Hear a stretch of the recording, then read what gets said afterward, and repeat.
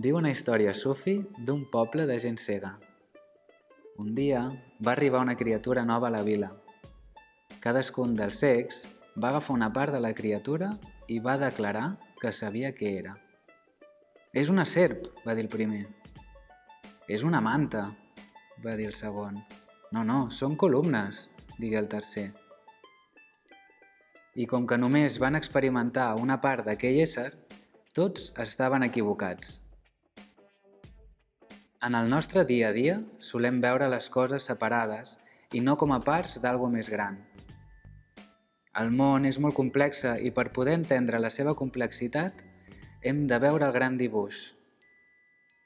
I és que quan ens arriba el plat a taula amb menjar, no només mengem el que veiem davant.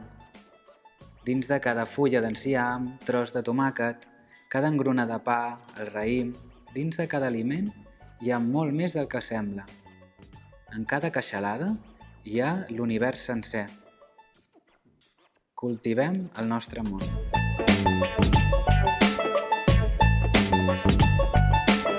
Hola, sóc el Mario Pereda i us convido a venir aquí, al Museu Etnològic i de Cultures del Món, pel Barcelona Dibuixa, a explorar, a il·lustrar l'univers que hi ha dintre de cada aliment, dintre de cada cosa.